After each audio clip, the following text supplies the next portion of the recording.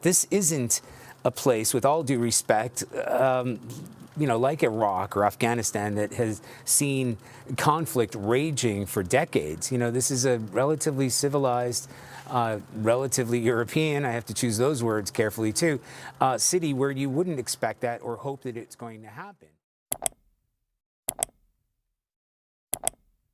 Oke, Assalamualaikum warahmatullahi wabarakatuh. Halo semuanya, kembali lagi bersama saya. Mungkin teman-teman akhir-akhir ini melihat berita-berita yang ada di media sosial, atau berita-berita yang ada di televisi, atau berita-berita yang ada di mana saja di berbagai media. Berita yang sama akan terus bermunculan, yaitu mengenai invasi Rusia ke Ukraina, di mana bisa kita lihat bahwa media-media yang ada itu semakin memojokkan Rusia, bahwa Rusia ini adalah negara yang melakukan invasi, membunuh rakyat sipil, terus membuat Ukraina ini menjadi negara yang terjajah lah, dan sebagainya. Pokoknya beritanya itu adalah berita yang sangat memojokkan posisi Rusia. Nah, padahal di waktu yang bersamaan, kurang lebih ketika Isra Mi'raj kemarin, kurang lebih itu tanggal 3 Maret kalau tidak salah ingat, itu juga terjadi peristiwa yang kurang lebih sama, yaitu ketika warga Palestina yang diserang orang-orang dari Israel, kepolisian Israel. Dan bisa kita katakan sampai saat ini bahwa Palestina adalah negara yang diinvasi atau dijajah oleh Israel. Dan tidak ada satupun media barat yang meliput permasalahan ini, dan tidak ada satupun media-media luar negeri yang meributkan permasalahan ini. Tapi yang dibahas hanyalah Ukraina, Rusia, dan sebagainya. Nah, ini yang ingin saya bahas, yaitu mengenai bagaimana standar ganda atau double standar media-media itu, atau barat ya, bisa kita katakan barat, sebagai secara keseluruhan melihat konflik yang ada di dunia. Ketika konflik itu merugikan barat, ya mereka mengatakan bahwa yang menyerang ini adalah yang salah. Contohnya ketika kasus Ukraina dan Rusia, yaitu dia melihat bahwa Rusia ini salah karena Ukraina ini ketika kalah yang merugikan bagi barat. Tapi ketika Israel yang menyerang Palestina, hal ini tidak diberitakan sama sekali. Nah, ini adalah standar ganda di dalam konflik-konflik yang terjadi. Nah, kita lihat Rusia ketika dia menyerang Ukraina dan terjadi kurang lebih 1 minggu ke belakang, itu sudah banyak sekali sanksi-sanksi yang diberikan kepada Rusia, mulai dari aset-aset pemerintahan yang dibekukan di luar negeri, terus perusahaan-perusahaan Rusia yang ada di luar negeri dibekukan, tidak boleh beroperasi lagi, terus aset-aset pemerintah Vladimir Putin, aset-aset presiden yang ada di luar negeri itu pun dibekukan oleh negara-negara barat melalui sanksi ekonominya. Terus ditambah lagi pesawat Rusia tidak boleh terbang di wilayah Eropa, tidak boleh terbang di wilayah Amerika, dan sebagainya. Nah, ini hanya terjadi 1 minggu ke belakang. Bukan berarti saya mengatakan di sini bahwa invasi Rusia ke Ukraina bisa dibenarkan, bukan ya. Tapi kita melihat double standarnya. Sedangkan Israel dari tahun 1949 sampai di 2022 ini masih melakukan tindakan kekerasan kepada warga Palestina. Ini tidak pernah diliput sama sekali. Dan Barat diam ketika melihat hal tersebut. Tidak ada sanksi ekonomi, tidak ada kecaman terhadap kekerasan yang dilakukan oleh Israel. Nah, itu. Bahkan kalau kalian tahu akhir-akhir ini ketika invasi Rusia ke Ukraina, negara Swiss yang sepanjang sejarahnya dari tahun 1700 terakhir kali mereka berperang, tahun 1700, akhirnya Swiss itu yang dulunya selalu netral, saat ini malah berpihak kepada Barat, ya. Berpihak, berarti Swiss ini telah melanggar kenetralannya, padahal bisa kita kenal bahwa Swiss ini adalah negara di dunia yang paling netral sepanjang sejarah, dan akhir-akhir ini mereka berpihak. Ya, cukup miris sebenarnya. Dan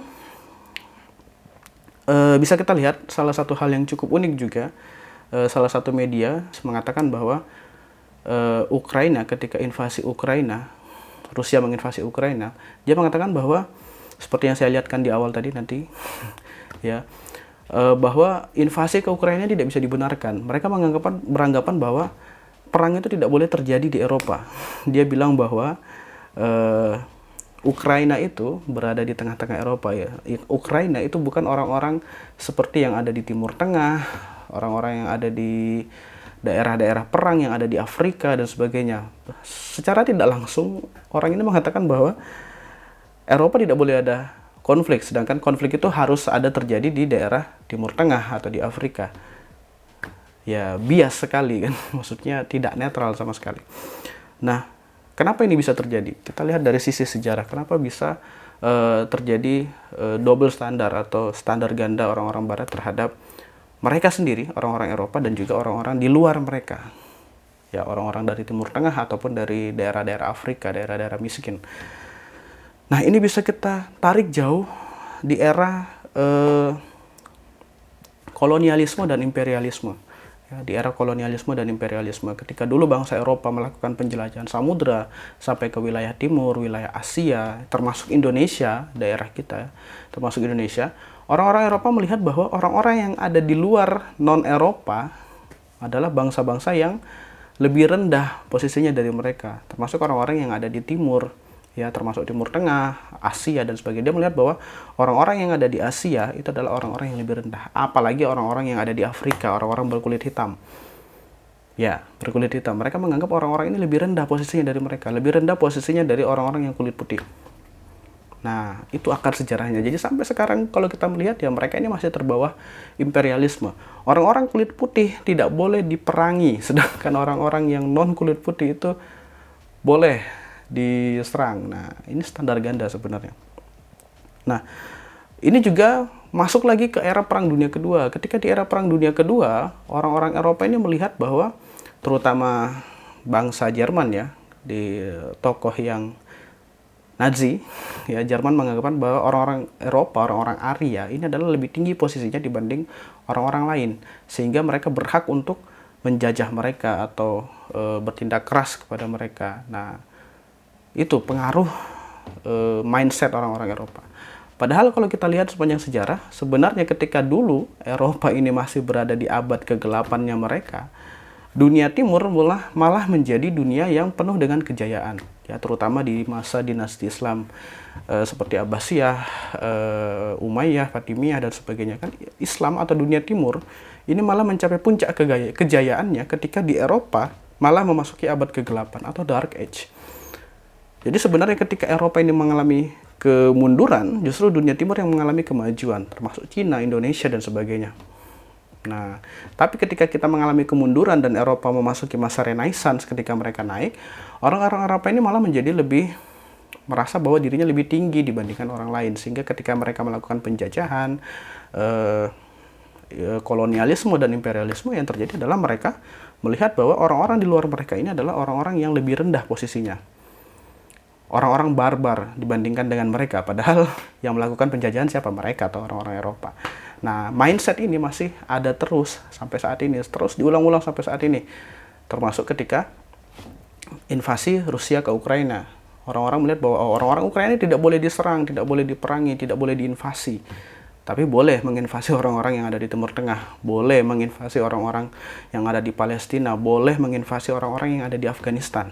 Mindset orang Eropa menganggap bahwa mereka ini lebih tinggi daripada mereka, dan ini masih terus berlanjut sampai sekarang. Standar gandanya masih ada sampai sekarang. Ya, ketika Rusia melakukan invasi, Rusia langsung diberi sanksi ekonomi, terus diberikan kecaman langsung dari PBB dan sebagainya dan sebagainya. Tapi ketika Israel melakukan invasi ke Palestina, apa ada sanksi kepada Israel? Tidak ada. Contoh standar ganda yang terjadi dalam sejarah. Kita pernah dengar ada kisah krisis misil Kuba ketika Presiden John F. Kennedy itu dengan saya agak lupa di Rusia ada siapa nih, kita Khrushchev kalau tidak salah. Dia tuh terjadi hampir terjadi Perang Dunia Ketiga ketika krisis misil Kuba. Padahal sebenarnya yang salah duluan siapa? Ya Amerika. Amerika duluan melakukan menaruh nuklirnya di wilayah-wilayah yang ada di Eropa langsung menghadap ke Uni Soviet. Sedangkan Soviet ketika dia menaruh nuklirnya di Kuba, ya langsung rame. Amerika langsung mengecam tindakan Soviet. Dan ini hampir sama yang terjadi di saat ini.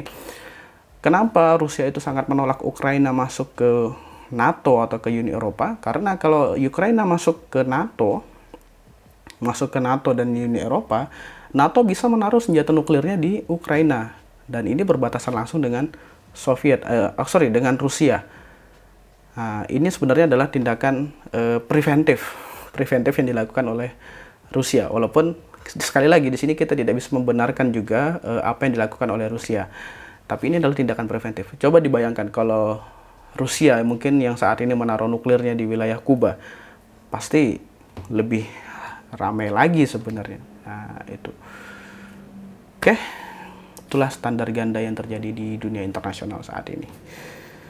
Tidak banyak yang bisa saya sampaikan. Terima kasih sudah menonton. Assalamualaikum warahmatullahi wabarakatuh.